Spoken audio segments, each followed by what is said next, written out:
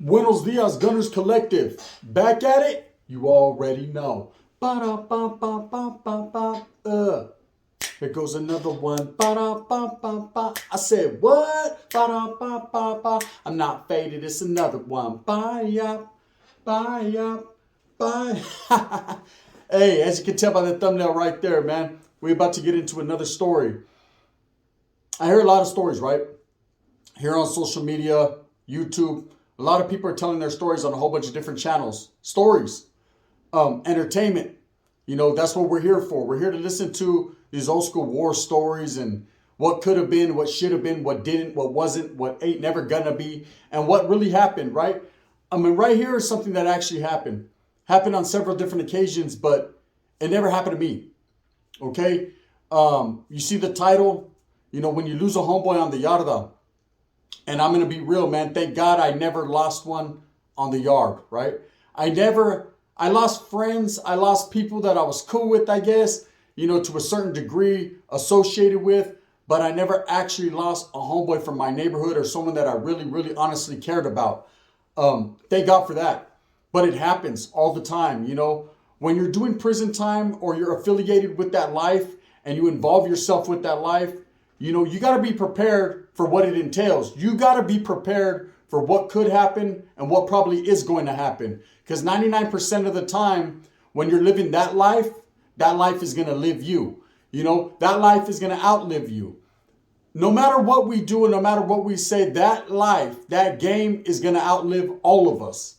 And we're just a pawn on the checkerboard, right? Straight up, or the chessboard, or whatever you want to call it. Guard! I call it the checkerboard, you call it the chessboard. Now, I'm playing chess, not checkers. Spence on la tira, but trip out on this.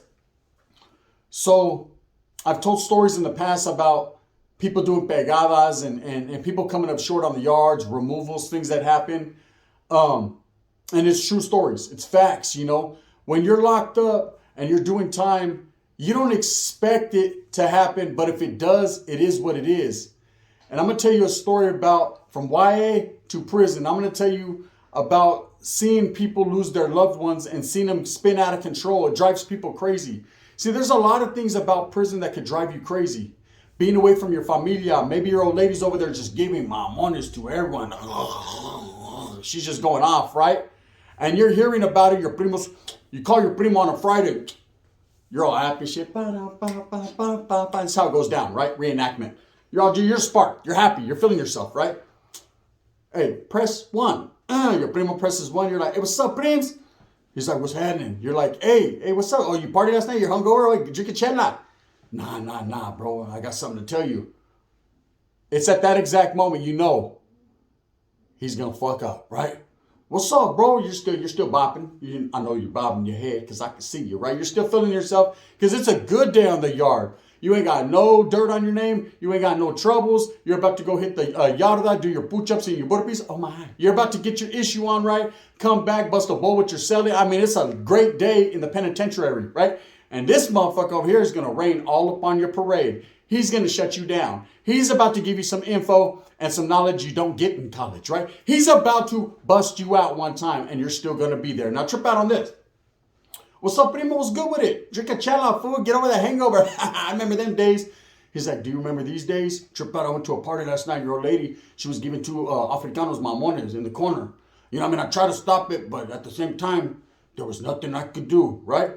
And it's at that exact moment, your heart sinks and you're sad, right? It done changed your whole, now you want to get up to the yard. I cramps, right? You're ready to get out to the yard and just do some bad stuff to any person you see because your whole mentality is clouded and fucked up for the day because your primo let you know the truth, right? Your old lady was over there giving that guac 9,000.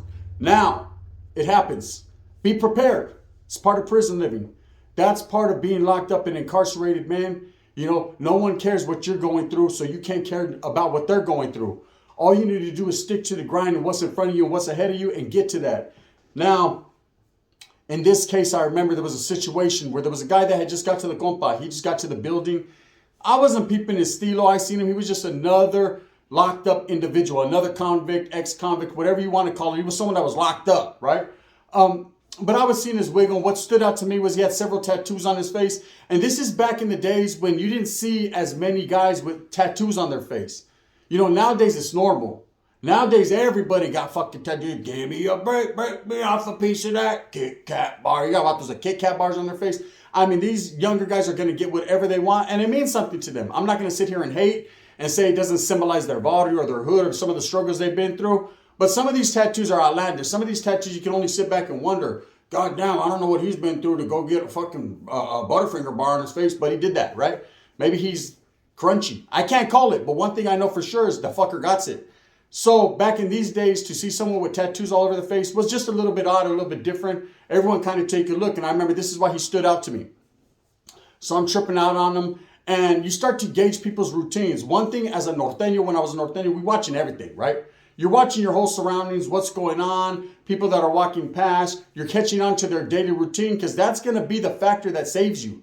That could be the one piece of the puzzle that helps you. If someone's shit becomes odd that day, if someone's movement ain't what it usually is, because prison is redundant, it's something that goes over and over and over again, right? If something becomes different, so scared, Houston, we got a problem, right? And it ain't Yao Ming. We got a problem, brother. Real talk. You tell the homies, hey, bro, I don't know, carnal, but every day I think it's oatmeal and peanut butter. Uh-huh. Come on, yeah, huh? Uh-huh. Exactly. He dumps it on the cinnamon roll. You know what I mean? Old school Tracy shit. That's the way he does it. But today, guess what? He didn't have oatmeal. You know what I mean? There's a problem. Sure enough, he goes to the yard, stabs the shit out of somebody. It's you. Any little thing you could tell, and anyone who's been there will tell you the truth, man, and tell you exactly what I told you. Routines count. Routines matter. And when you see a flaw or a different movement, something's going to happen. And that's all it takes to prevent you from getting capped. Get your cat peeled, right? So I remember this guy, you know, he used to use the phone like at a certain time in the mornings. We'd go to the yarda, we'd come back, you know what I mean, there'd be a little day room program. He'd always use that phone. And I seen for like 3 days straight, the Valto didn't get on the phone. So I thought one or two things, either his old lady don't like him no more, or two, they just disconnected on his ass, right? Something changed. Something's going to go down. I started to watch this Valto deteriorate. I started to see his movements slow down. I started to see his routine crumble, right? So I knew something bad was going to happen on that yard. And sure enough, he went to that yard and he did a despicable act. Now, at the same time in the same building, there was a few Valtos that were incarcerated, that were homeboys, that had been on them yards functioning together for a very long time. Before I got there and way after I was going to get there, right? That's just how it was. And you form those relationships while you're incarcerated. You know, if you have a good cellie, he becomes your taita, like your carnal, like your brother, even your brother more than your own brother. You know, in some situations, you guys go through so much turmoil, so much struggle and strife that you guys know each other. You got each other's skina, each other's back, right? That's just how it is. That's part of prison. Now, it doesn't work out like that for everybody, but those that have been incarcerated and done time since they were young understand where I'm coming from. Once upon a time, you have had a cellie. I said at one point in time, Lord, that was exactly the way you wanted it to be, man. He was just like, man, I don't want to trade about him for no. I'll do an extra couple months with them, Vato. So I guess it's time to go. Gotta go, right? Straight up. You're here, you can have my TV. It's just the way it is. So there was a couple other Valtos that I guess were tight, real tight, man. Taitas, good camaradas. And this Valto, he had heard some bad news. Now, the bad news he had heard is his jefita had passed away. We come to hear that over the, you know what I mean, through the, straight up through the wire. Some Valtos wire. You hear it through the wire, right? Over, you know, it's just the word on the curb. You know, everybody hears everybody's business eventually. You know, stories are told, not trip out. So the Valto, he's deteriorating, right? Understandably so. Imagine, you know, I can only imagine you lose your jefita and you're incarcerated, or someone very close to you, your old lady, you know, she bounces with the milkman, and then you got no more leche, so you can't eat honeycombs, and at the same time, she's giving her honeycomb away, and he's breaking off her a big old piece of that Kit Kat bar, and there ain't nothing you can do about it. Especially when you're locked up, you just got to roll with the punches. That's it. Orale, Tia Fima Lopez, you got to roll with the punches, and that's it. But this Valto ain't rolling with these punches, and I understand. Losing a family member that close, maybe the only person he had that really loved him and that was solidified, is gone. So now he goes out to the yard. And meanwhile, you got these two other guys that are good-ass homeboys. They're on their LeBron and Steph Curry shit, right? They're over there really doing it. They're not realizing or recognizing what this guy is going through. Now, they were from the same group, same faction, so they should have been aware. They should have been up to par on how this guy is acting and that things have changed. Maybe get at him, get on your Dr. Phil shit. Hey, come on, can I get at you on the yarda?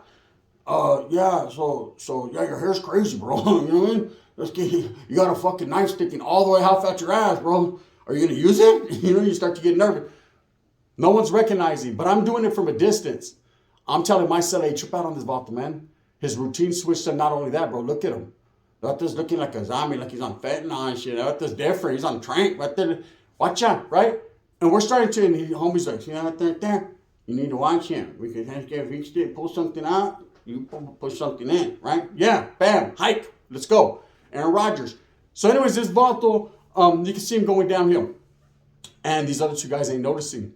Well, he ends up going to the yard, and I guess he had some ill will, and he felt like it was time to go. He was going to get off this yard. He was going to do a movida. He was going to smash someone or stick someone. He was going to be gone, man.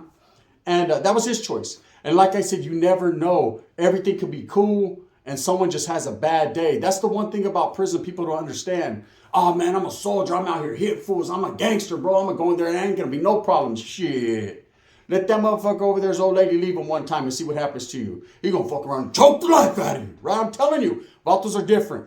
You don't know anybody till you know somebody. Now, vato goes to the yard, they go to the yard. I wasn't on the yard that particular day. You know, I wasn't on the yard that particular day, but let me tell you how the domino effect rolls. This vato has decided he doesn't want to be on the yard anymore. He's not going to go to the program office and check in. He's not going to float a kite to the placa, talk about, can't be here, I don't want to be here, I said, I won't be here, right? He's not going to do that. He's not going to go do a snake move in the middle of the day room to let the fucking placas know right under the sally port or in the gun tower right by the sally port that he needs to go. He's not going to do none of that. He's going to go out on his shield. That's it. He's going to pull something deep from the crevices of his bowel movement, right? And handle his business. Okay? And that day, I remember telling myself, damn, bro, you know what I mean? Something's going down. Now, it was a lockdown situation for us, so our movement wasn't moving, right? Our people wasn't hitting that yard. We was just stuck in our cells like Chuck in our cells, right? And in some cases, that's cool. You know, you get your program on, you can take care of your business, what you got to do, your mini writing or whatever it is. But sometimes you want to be on that yard. I mean, for the most part, everybody wants to be on the yard to see what's going on, right? So I look at myself and I tell him, hey, bro, watch out, 50 over here, right? He's like, damn, I'm going crazy, huh? Yeah, look at him. He's walking with balls hanging out of his mouth. And Moko goes, oompa, loompa, doopity-dee. First person that comes up to me, right? He was on some different shit. Now, meanwhile, and I have to go back and forth. It's like the movie Django. It's going to go back and forth. There was two vatos over here. Bye.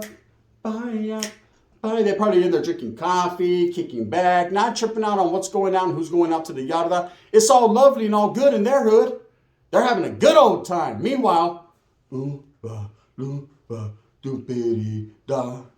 Run up on me, bitch, you won't go far. Right? This vato's on some straight Willy Wonka shit. It's his chocolate factory, that yard, and he's going to slice and dice and cut him up some chocolate. Now, these two vatos come out. It is what it is. I've done the most I can. I'm not going to say, hey, he's going to stab you, because I don't know. Right? I just see one guy going out there looking like fucking Ozone from Breaking, all slow and shit, and the other two going out there happy as hell, looking like the devil's rejects. Right? So everyone's doing their thing. About 20 minutes into the yard, yard down. You could hear it. Bam, it's cracking on the yard. Everyone's on their doors, whoever stood in their cells or whoever couldn't come out of their cells. What's going on, right? Placas are running out of the building. Shit's going down on the yarda, right? So, of course, it takes about an hour. You see all the Africanos, all the whites coming in on the yard, a couple other people, some others. And you're hitting vatos up. What happened, fool? You know what I mean? You're hitting the sign language. What happened? Everyone wants to know what happened. Wheelers are flying already. And, of course, an Africano brother says, hey, man, they got off on that yard, right? Shit, one vato, he was whacking this dude. So what happened is the guy, Mr. Babas, right? He ends up running up on one of the guys. Like I said, he's at the end of his rope. He's ready to leave. He whacks a dude, right? And the dude's gone, right? Dude's gone, right? I say, gone. Gonzo. You know what I mean? Orderly, guard, Gonzo, right? The guy's out of there. Bang, bang. Unfortunate and not a laughing matter, but it happens. It's his prison life.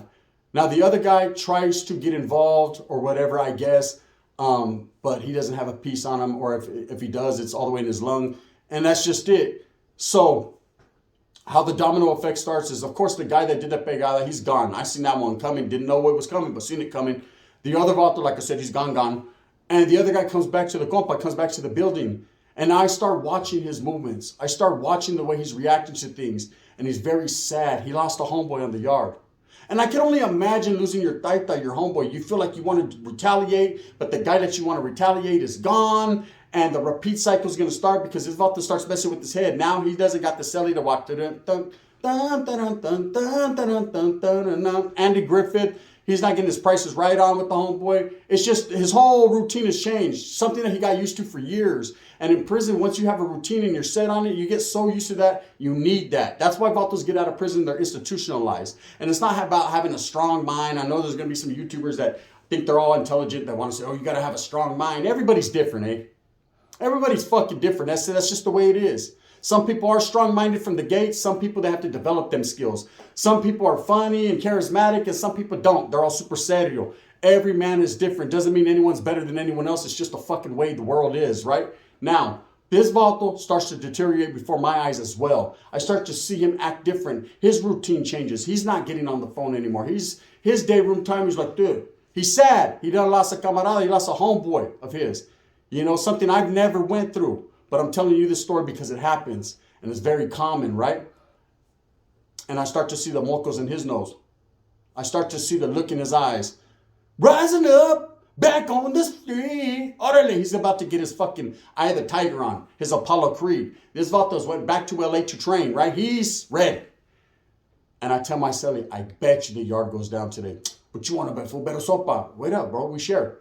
I know, but let's get it. And I eat two, you get one. Fuck it, let's do it. Right? We get our bet on. You're down. Man down, right? He said, bro, how'd you know? I said, they vato went out there going fucking ball hand. He looked like a pit bull. Out there, slobbering everything. You know what I mean? This vato did a movida on a random person. Okay? Because he couldn't take it. Because he lost his homie. He felt that for no other reason, he couldn't do it no more. See how that domino effect starts? It takes something like that. Something from the calles that affected a whole bunch of guys in prison. Two guys that were fucking best friends that were over here just chilling. That didn't have nothing to do with what happened on that phone. And that guy that couldn't prevent his old lady from doing whatever she did. Or his mom for dying. It's just a whole bunch of different things that happen in life in general. That you can't dictate, you can't control. Now, the same thing happens right here on this YouTube, yada, right? There's things that you can't control and you lose homies. How you bounce back and react, well, that's going to fucking see. We're going to have to see how that works, right? Some people, they lose homies, right? I can't breathe, right? And they can't take it because their routine's messed up and they're dependent upon people. Some people just take it on the chin and they go to win, right? One thing I can say for sure is, like Nip Hussle said, man, keep your mind focused. Stay money motivated, man. The marathon must continue. What's the marathon longevity? If you're going to do this, really do this, man. Don't let anything impede your progress. That's what I'm on. You know, I don't care what anyone says. I block the outside noise out. Motherfucker, I got soundproof shit. I'm just blocking it out. I don't care, right? I'm going to continue to push. You know, that's how you push no matter what. And I'm not speaking in reference to people saying things or what they're saying. I don't care. I'm speaking in reference just period. You push. That's it. It's Sunday, the last day for a fun day. Back to business as usual come Monday. I'm pushing. Pushing to the new week. Pushing to the new light. Not doing it disrespectful. Not talking about people. Just pushing, man. Doing my thing. Push it to the limit. Orale, Sosa. Right? I'm doing my thing. Because Sosa says so. Not because the gun says so. Bang, bang. That's what I'm going to do. I remember that day, though. You know, or that week, 2 weeks where all that shit happened. And I remember it was rocking on that yard. And people were... like, no one's seen this coming. It wasn't like it was two different groups. It was all within one group, and everybody was like, wow, bro, I didn't see that. And I seen it, you know? So I've had a lot of homeboys that have lost homeboys on the yard, close friends, people from their barrios. I've seen incidents where people had to take out people from their barrios or get rid of them off the yard, roll them up, you know, whack them. I've never been put in that situation, man. You know, I'm going to tell you a little quick story. You know, I've told it before. I'm going to tell it one again. I had a homeboy, right? We're in the county jail on the block. Merced County Jail's different. It's all active Northerners. It's treacherous, man. Treacherous, right? Or it was back then. I don't know how it is now. Can't speak on it, but it was very treacherous back then. Your own homeboy had you spooked. Put it like that. Very dangerous situation. Guards couldn't come and help you. If they got you, they got you. They get you, they got you. One homeboy came in and he was on freeze, man. There happened to be a little bit of smut on his name. Now, it was just a question mark on his name. Nobody knew why or exactly when or how he got put in this situation, but he was on a BNL list. He was on a bad news list, and everybody was looking at him treacherously. Let's just say that. And me, myself, I was conflicted because he was a good friend of mine. He was someone that I knew on the street. Fuck, I lived next door to this vato for years. He was my boy. His tia was my homegirl. She was a dyke. She a bad bitch. She was a bussing. I'm like, she was a boppers. I can tell you, but I'll tell you a story about her old lady and how she knocked the homeboy out. But anyways, so he's in there, man, and there's smut on his name. And I remember, and I've told this story, we got a wheel out talking about, all right, he might have to go, bro. If we can't figure this out, he might have to go. They call him for medical. And I remember everyone saying, okay, well, he wiggled to medical. He was feeling the pressure. He wasn't cleared yet. He was like, oh, shit, homie, what'd I do? And I remember the homeboy coming up the tier tender to my son saying, hey, if the vato comes back, he's good. He's solid, bro. Because I think he knows. And if he don't, well, we'll just catch him when we catch him, right? That vato came back, eh? That vato came back, and I gave him the biggest hug in the world, and I was so happy because I didn't have to, first of all, he came back, he was solid, right? But second of all, I think him going to medical was the best thing that could have happened because at that time, bro, he was that close to getting removed, right? And I would have had to do that to someone that I liked and I loved. That's the game that you live in. That's part of the game, and it's ugly. It's ugly that you're forced to do these things, or you force yourself to do these things. You're put in these certain situations, but it's part of life, It's nothing that's not expected, and that's just the way it is. So losing a homie on the yard, I've never done it personally. It never happened to me, but I've had a lot of homies that I went through the motions, and it's ugly. I've lost people on this YouTube yard, though. Oh, sure have, right? And I wish them all the greatest, man, and the best, And I truly believe that, and that's real. That's as real as it can fucking get. With that being said, I hope that you move smooth with a purpose. Have a great Sunday with your familia. Go to church, I said. I'm about to. Go have a good time, Enjoy your time with your children. Enjoy your time, If you guys haven't tapped in with that new movie, I tripped out on it last night. I watched it about 5 times, that movie, Flaming Hot. You're brown, man. You definitely got to watch that movie. It's a trip, eh? Anyways, with that being said, with thumbs up or thumbs down, heavy's going to be the head that wears the crown. I'm going to continue to strive and struggle and strive for what I truly believe in. And that's bringing you guys the best entertainment I can here on YouTube. Bringing the gente together. For those that don't like me, that's fine. I hope you have a great day. I hope you prosper. I'm going to kill you with kindness. You know what it is. This is the gun. Bang, bang. I'm happy today.